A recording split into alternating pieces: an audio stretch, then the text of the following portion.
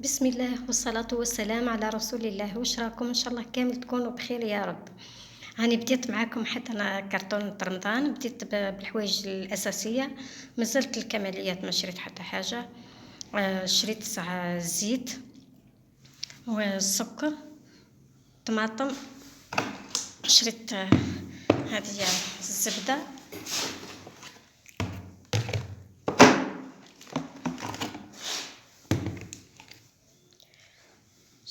شريت القهوه،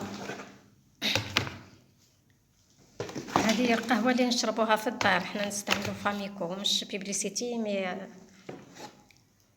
شريت الخميره. هذا هي السكر ثاني، شريت تاع 2 كيلو. وهذه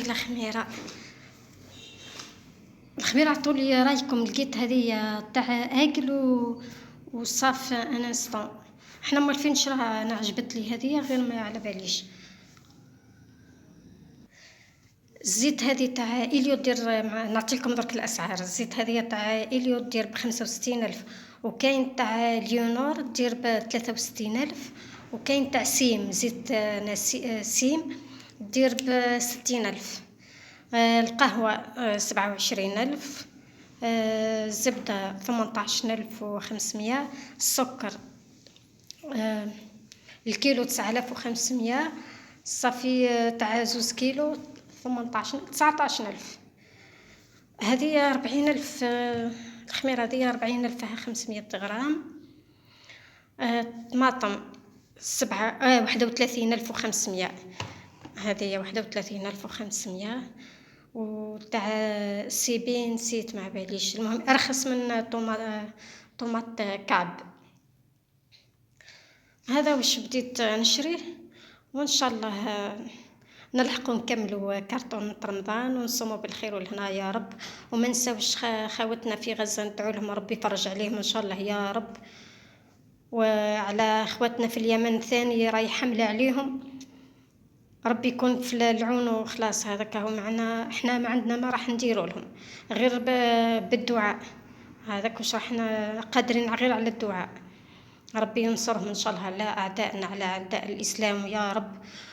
والخزي والعار للمطبعين الاندال، لو كان ما هما ما كانوا تجرؤوا للقردة الخنازير على المسلمين، ويزيدوا يدعموا فيهم اكثر من الصهاينه في حد ذاتهم. يعني ربي يكيلهم، ربي يحشرهم معاهم في نار جهنم، ولا ربي يهديهم اذا ما تهداوش ان شاء الله يهدي يحشرهم ربي معاهم في نار جهنم يا رب. والله الواحد كراه يعني كي يشوف المناظر هذيك وقلبه يوجع وما تحلله حتى في حاجه. وان شاء الله يبعد ربي الشر والاذى والسوء على بلادنا ويحفظها ان شاء الله يا رب، ويحفظ كل مسلم وكل مؤمن وين ما كان يا رب، يحفظه وينصرنا على اعدائنا يا رب العالمين، ويحفظ كل المسلمين ان شاء الله. وهذه هي ان شاء الله كش ما كاين جديد في كرتون رمضان. واذا قدرت نصور لكم درك نصور، على بالي ما كنتش محتاجين، كاين قنوات بزاف ينشروا في المشتريات وهكذا، غير قلت حتى نشارككم يعني بواه بديت بالاساسيات الصعبه، ومن بعد نشوف ان شاء الله. ما تنسونيش بالاشتراك وتفعيل الجرس والإعجاب. هذه راهي قناتي الثانية، حتى هي من 2017. قناتي الأولى من 2016 راحت، ما كانش فيها أصلا تفاعل، حبس لي من 2016. وممكن خلوني يحسبوا فيه قاعدة نخلص منها، أنا عمري ما خلصت منها، بالرغم من أنها من 2016 خلصت غير مرة واحدة منها. وزدت راحت حتى وقفوا لي حتى تحقيق الربح. لازم تكون عندي 4000 ساعة مشاهدة، أنا ما عنديش. حتى في قناتي هذه حتى هي قديمة من 2017، بديت نحاول نخدم عليها، هي ما كانش لا تفاعل لا مشاهدات لا، ما على باليش أنا. ربي يكون في العون وخلاص. هذاك هو. يلا سلام وتهلاو في روحكم وربي يوفق الجميع إن شاء الله.